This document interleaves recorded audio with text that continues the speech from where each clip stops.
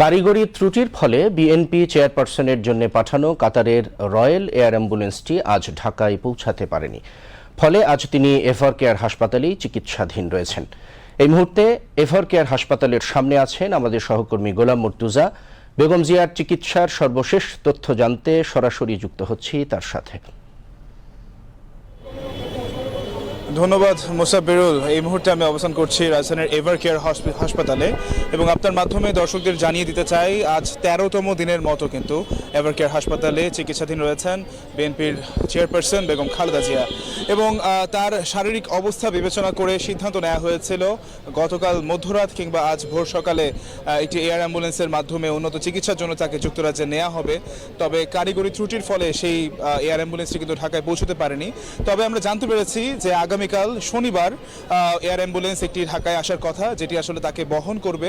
তবে এখানে একটি শর্ত রয়েছে, আগামী রবিবার অর্থাৎ ৭ নভেম্বর সেদিন বেগম খালেদা জিয়ার শারীরিক অবস্থা আসলে বিবেচনা করা হবে।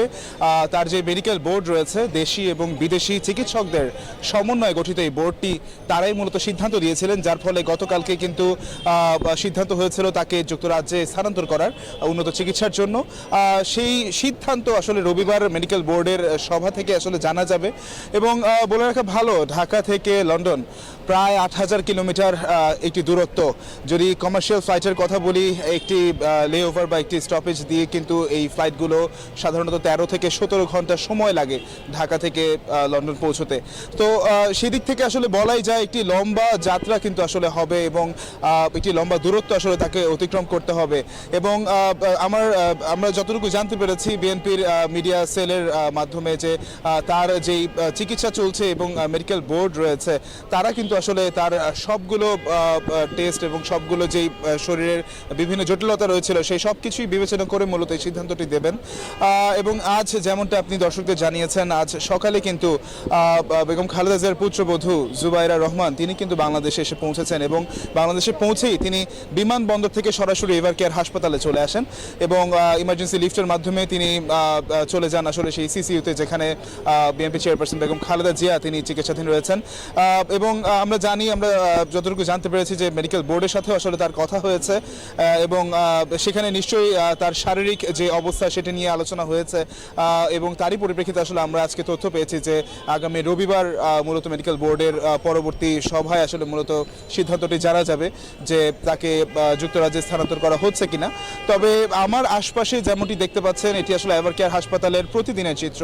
এখানে সকাল থেকে রাত পর্যন্ত বিপুল পরিমাণের মানুষের কিন্তু জড়ো হয় এবং আমরা দেখেছি এখানে বিএনপি এবং এর অঙ্গ সংগঠনের যেই নেতাকর্মীরা তারা কিন্তু এখানে এসে উপস্থিত হয়েছেন। আমরা সাধারণ মানুষকে উপস্থিত হতে দেখেছি, আমরা তাদের সাথে কথা বলেছি। আমরা যতটুকু তাদের মাধ্যমে জানতে পেরেছি যে তারাও বেশ উদ্বিগ্ন এবং তারা চান যে খুব দ্রুতই সাবেক প্রধানমন্ত্রী বেগম খালেদা জিয়া সুস্থ হয়ে তাদের মাঝে ফিরে আসুক। যদি আসলে ব্রিফিং হয়, ব্রিফিংয়ের মাধ্যমে মূলত আসলে আমরা সঠিক তথ্যটা আপনাদের জানাতে পারবো। সেক্ষেত্রে বারবারই বলা হচ্ছে সোশ্যাল মিডিয়ায় যেই গুজব বা অপতথ্যগুলো ছড়ানো হচ্ছে সেটি বিশ্বাস না করতে।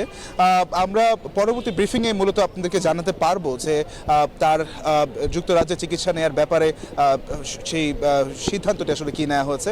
এই ছিল আমার কাছে এভারকেয়ার হাসপাতাল থেকে সর্বশেষ। পরবর্তী সংবাদ জানার জন্য বিটিভি নিউজের সাথেই থাকুন। ধন্যবাদ।